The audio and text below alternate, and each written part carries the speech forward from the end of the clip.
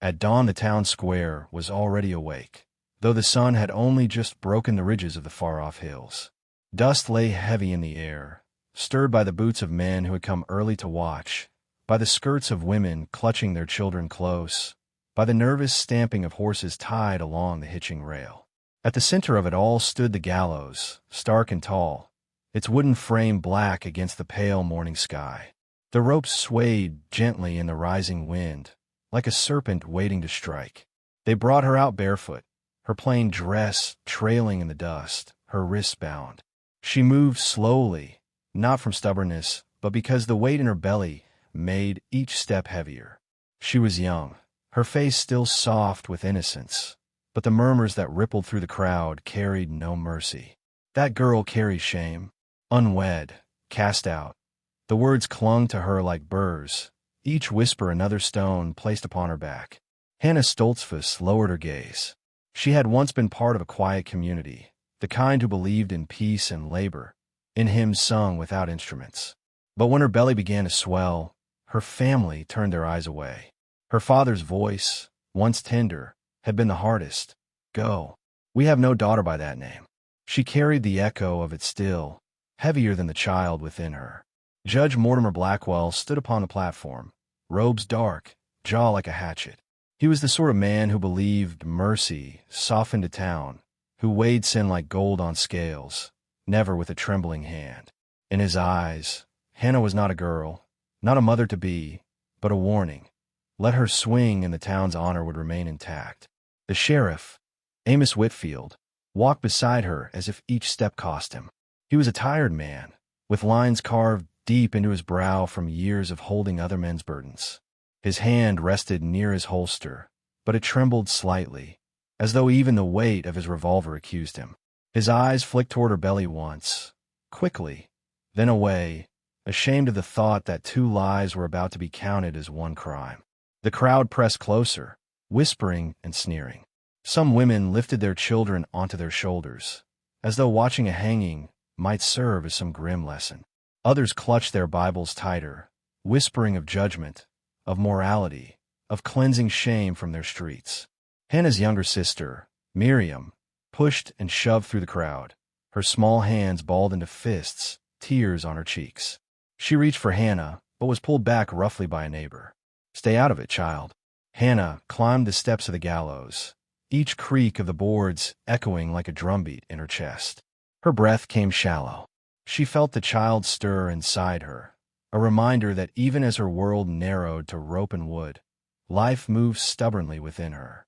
She pressed her bound hands to her belly, whispering a prayer so soft it was swallowed by the wind. At the edge of the square stood a man who did not join in the whispers. He leaned against a weathered post, arms crossed, hat low over eyes that had seen more wilderness than walls. Silas Boone, a giant of a man, shoulders like stone cliffs, hair long and tangled as if combed by wind and pine needles alone. His hands were scarred, raw from axes and hunting knives, from winters survived on the knife's edge. The townsfolk whispered about him, too. Lives with wolves, eats with his hands, ain't fit for decent company. But he did not flinch at their words. His gaze rested only on Hannah, not on her shame, not on her belly as others did, but on her trembling hands. The noose was lowered. Sheriff Amos held it as though it burned him, his eyes flickering toward Judge Blackwell. The judge's voice rang sharp, declaring justice, declaring order, declaring that the town's children would sleep safer with this girl's shadow gone from their streets. The rope brushed Hannah's neck. The world seemed to hold its breath. A horse snorted. A baby cried. Flies buzzed lazily in the heat.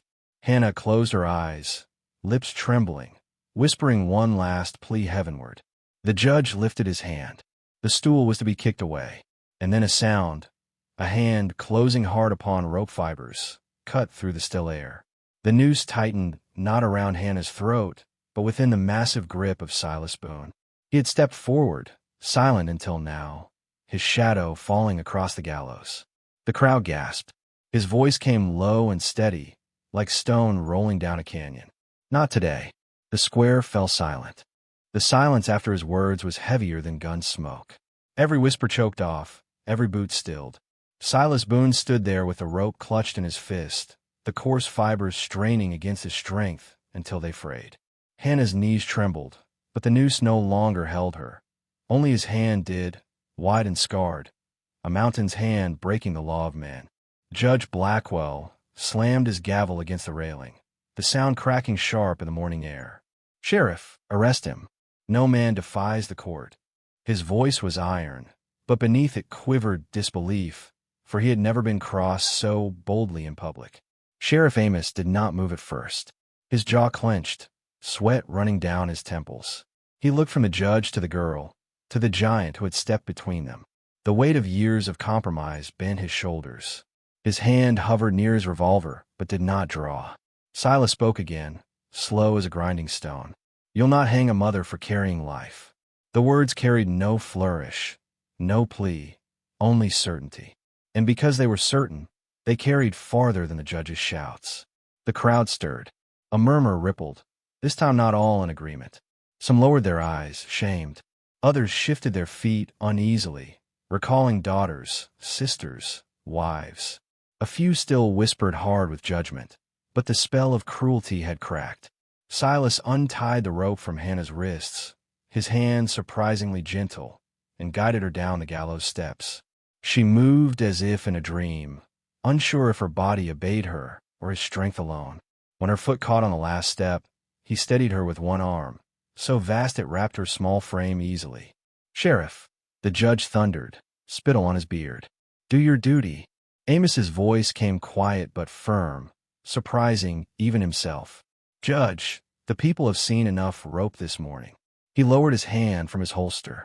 For the first time in years, he did not obey. The judge's face purpled with rage, but words faltered. He could not hang a girl himself. His law depended on others' obedience, and it was slipping through his fingers. Silas led Hannah through the parted crowd. Boots scraped as men stepped back. Women turned their faces aside. No one dared touch him. Dust swirled around their feet like smoke as they walked. The girl's head bowed, the mountain man's shoulders unyielding. They left the square as if walking out a grave. Beyond the town's edge the world widened into prairie. The horizon glowed gold with noon light, the wind bending tall grass in waves. They walked without words. Silas offered her his canteen when her steps faltered, and she drank, water dripping down her chin. She whispered a thank you, voice rasped raw, but he only nodded, his eyes on the trail ahead. By dusk they reached the foothills where pine trees caught the last fire of the sun. His cabin stood there, rough-hewn logs blackened by weather, smoke curling faint from a chimney. A place made for survival, not for beauty. Yet in that moment to Hannah, it looked like mercy made of timber. Inside, he stirred broth over the fire, movements slow, almost clumsy. She sat near the flames, the warmth bringing color back to her face. She held the bowl with shaking hands, sipping, every swallow a battle between hunger and dignity. He said little, only watched to be sure she ate. His silence was not harsh, it was shelter. That night, as wind moaned through the pines, Hannah stepped outside. She washed her face in the cold stream, and for the first time in weeks did not hear whispers behind her. Only water, only wind. Silas stood a distance away, splitting wood by lantern light, the swing of his axe steady, like a heartbeat. She realized then his silence was not emptiness. It was the language of a man who had lived too long without another soul near. Days passed. She swept the floor of the cabin, humming a hymn under her breath. He patched the roof, his shoulders blotting out the sky when he climbed. At night, she would feel the child stir, and sometimes, hesitantly, she would guide his rough hand to her belly. He never pulled away. He only listened, eyes lowered, as if the tiny kicks were the holiest sound in the world. But peace is never left alone for long. One morning, the thunder of hooves shook the valley. Judge Blackwell rode with armed men, their rifles glinting, their voices hard with the righteousness of law.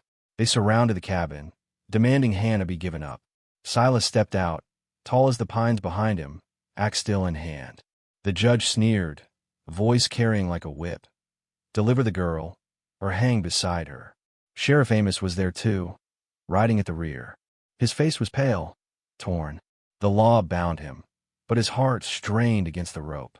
When the rifles were raised, Amos finally shouted, "Enough!" His voice cracked but held.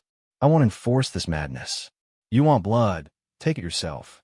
The judge froze, eyes narrowing, realizing the last pillar of his authority had broken. The men hesitated, uneasy, guns wavering. The courage of one sheriff had loosened the grip of fear. None wanted to cross a mountain of a man who stood so still, so certain. One by one, the rifles lowered. Judge Blackwell spat into the dirt, humiliated, and wheeled his horse. With fury burning in his eyes, he rode off, his men following slowly, their shoulders heavy with shame. Silas turned, the tension in his body easing. Hannah stood in the doorway, hands on her belly, tears on her cheeks. She stepped forward, taking his scarred hand in both of hers, pressing it against the life within her. No words passed between them. None were needed. The evening light bathed them in gold, the cabin behind, the wilderness stretching endless before.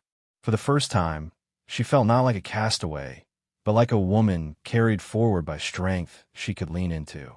And he, long a stone alone in the mountains, felt the warmth of being needed. The voice of memory closes like a whisper. In a world quick to tie ropes of shame, sometimes it takes a single soul to stand like a mountain. One quiet hand can turn the gallows into shelter and the noose into mercy. And if ever you find yourself with the rope's shadow near your throat, remember, salvation may come in silence, or in your own strength to say, "Not today."